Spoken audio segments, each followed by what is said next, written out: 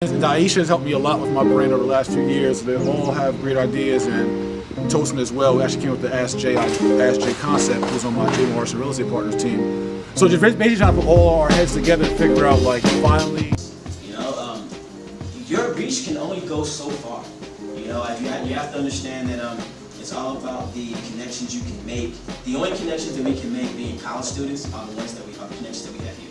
I don't think anybody here knows, a billionaire somewhere that knows everybody. These are your connections. When everybody here graduates and they grow up and they go into their own fields, these are your connections. So if you want to start collaborating with people now. And so the way we've done that is with our community circuit.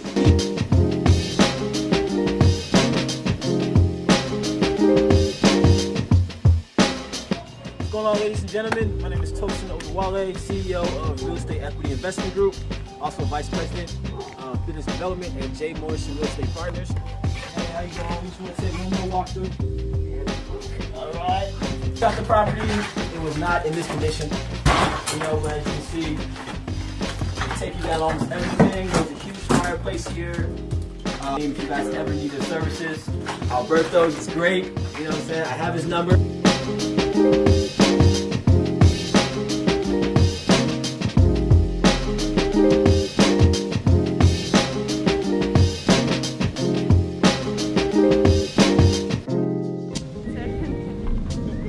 Tosin, you ready? Yeah.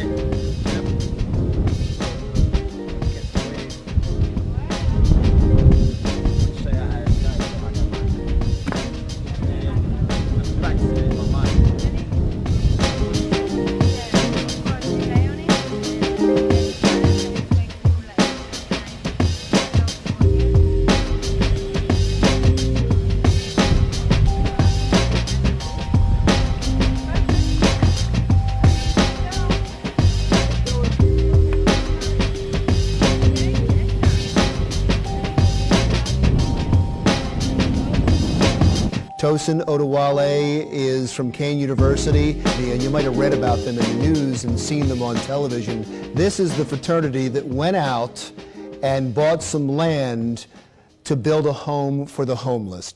Hello, my name is Tosin Oduwole. I am Vice President of Business Development for J. Morrison Real Estate Partners. Welcome. My name is Jibri Jack, and today we have Tosin Oduwole with me, and I'm gonna ask him some questions, and he's gonna answer them. So, Tosin, tell us about yourself. All right, my name is Tosin Oduwole. I was born in St. Louis, Missouri.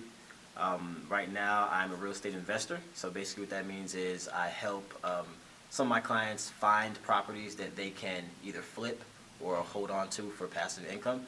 And so sometimes we'll either be partners in those deals, or I'll charge them a fee to help them find deals that make sense for them. And so that's really what I've been doing for the last 3 or 4 years. I'm also a full-time student at Kane. All right. And so I kind of balance my career and my school life. And yeah, that's where we're at right now. All right, so how did you get into real estate? I'll probably say it was my mom. My mom, she always dabbled in real estate when I was younger. And so, when we were young, we'd go with her to pick up the rent checks from the different tenants from the properties that she owned and stuff like that. Okay. And so she kind of was my first introduction into it. When I was 19, I read a book. My last semester of high school, I read a book. It was called Rich Dad, Poor Dad. Okay. And that centered heavily on real estate and investing on real estate. And so from then, I kind of knew that, going into college, I knew that I wanted to do real estate. And so that was kind of how I started to figure out how do you be a real estate investor, or how do you actually be in this industry. And so that was kind of how I made the transition from knowing about it to being in it. Okay, all right. So did you attend any other colleges before King? Or? Yeah. So I went to Essex County College. Okay. Well, I went to Essex County College to transfer to Kane. Okay. And so, but I'm from St. Louis, Missouri, so I went to a school in St. Louis, Missouri, which I was taking a degree that I really didn't want. And I kind of realized midway that, this isn't what I wanted to do. So when I moved to the other part of the country, I kind of just started from scratch. And so that was how I got to Kane. All right. I believe you have you said something where you do, it's wholesaling, or the concept of wholesaling? So wholesaling is a strategy.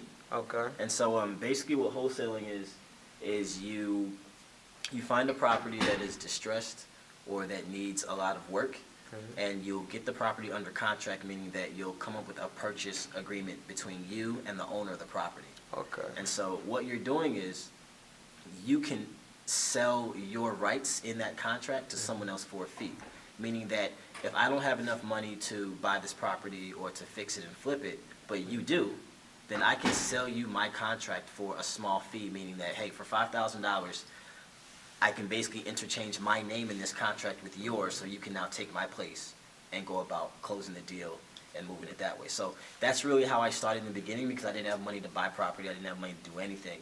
So I kind of got my initial capital up by wholesaling. And so wholesaling is just a strategy that real estate investors use. Okay. And so you said that you started off with basically nothing and was able to flip that and by selling contracts. Yeah. Okay. That's very interesting.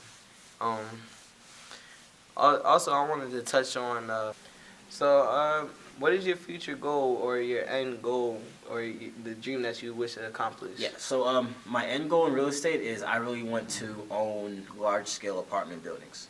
So, 50-unit buildings, 100-unit buildings, and higher.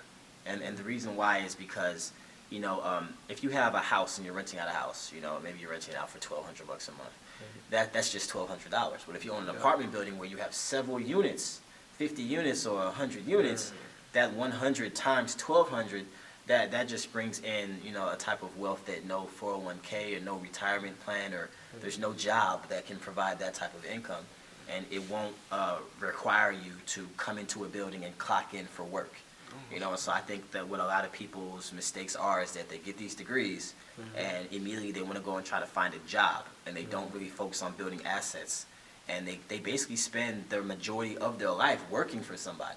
When you look at 40 hours of your week and you're spending that in a job somewhere, and then even worse, if it's a job that you don't really like, that you're just doing to pay your bills, or you're just doing because, they say, oh, you have to get a job.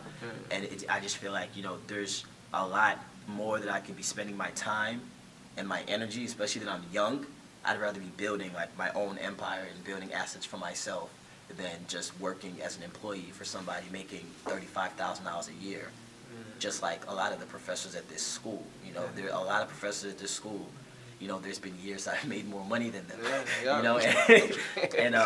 It's crazy because earlier my accountant had called me, and he was going through my spending habits for the business for the beginning of this year, and he was just questioning me on a lot of like withdrawals and deposits, and he was asking, okay, so what was this and what was that, because you have to itemize it for the IRS when we file taxes next year.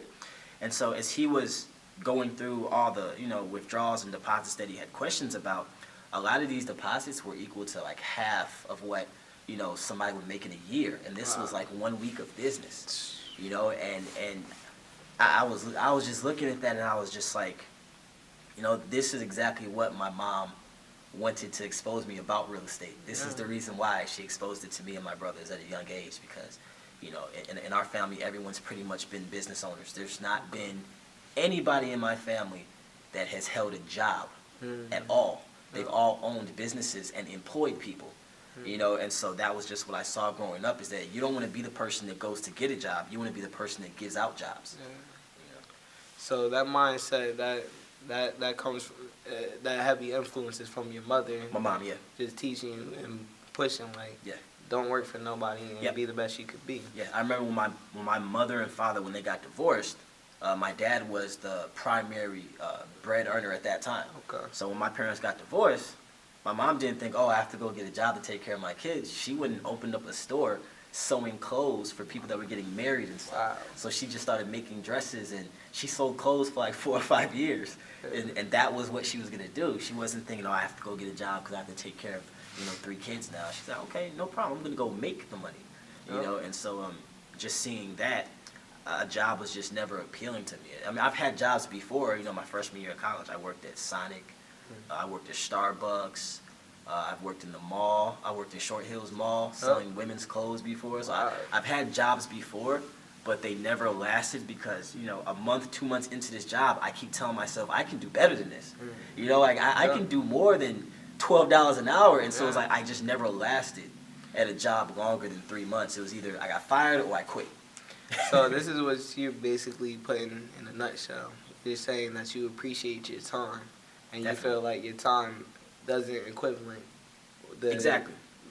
I mean, $12 an hour or even $30 an hour. Exactly. If you it doesn't really, matter how much. It doesn't. Yeah. If you look at it, it's like, do you really think that you're worth $20 an hour? Yeah. Oh. Like that's an hour of your life. Yeah. You know, and a lot of people will do anything to get a job making $25 an hour because in their mind, like, oh, that comes out to like 60 grand a year. But what if you spent 6 months or a year of your life figuring out how to build a business to where you can make $400,000 a year? Yeah. You know, it's like, but people don't want to take that time to learn how to do it themselves. They rather just hop on somebody else's train and get the crumbs. And to me, okay, for example, when I was working at Banana Republic, right? Okay. I had a classmate who she just got hired like a week later after me or whatever. Mm-hmm. No, it wasn't a week later. It was like a month after I got hired. And one day she sent me a text. She was like, "Yo, Tosin, I'm so happy. Like, I sold $1,500 worth of clothes today." Mm-hmm. And I was like, "Why are you excited?" I'm like, "Me and you get paid the same amount of dollars. You got paid $12 an hour. So 8 times 12, you got paid like $105. So the company paid you $105, but you sold $1,500 worth of stuff for them. Yeah. Why are you happy? They should be the ones happy because they the ones that came up. Yeah. If I gotta pay you $120 for you to make me $1,400, I'll give you the $120. Yeah. And so when you look at it that way, you know, it's almost common sense, but it's literally what people look past because they were so blinded by this whole mentality to have a job and to, you know, not move up. There's people that move up in places that never get a chance to move up. Very true. You know, Very like true. they sit there, work there for 20 years and never get to be, even if they do move up a little bit, they never will see the top. Yeah, and they never really get that free time to do what they want to do. Like, Exactly. job and work becomes a part of their life.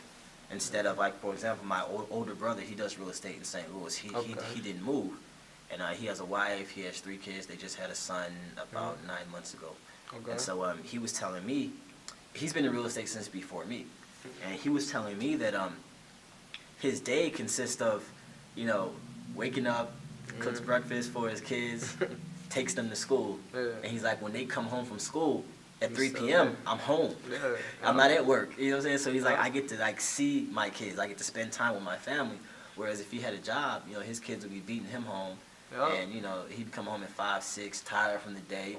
Can't really talk to him, hang out with him because you're tired, you want to relax, you want to eat. Then you go to sleep and repeat the whole cycle. And so when he told me that, I was like, that's what I want. You know, I want what my brother has to where I get, because of the choices I've decided with my career and my professional life, that I can actually choose where I spend my time. I don't have to go to Banana Republic to clock in because if I don't go, my phone bill won't get paid. Or if I don't go, my rent don't, you know what I'm saying? Like, it doesn't depend on anybody else. And So there's one thing that you wanted to tell people. What would that be? I would say I would really spend a lot of time figuring out what it is that you like to do yourself, that like the things that you would do if nobody paid you, right?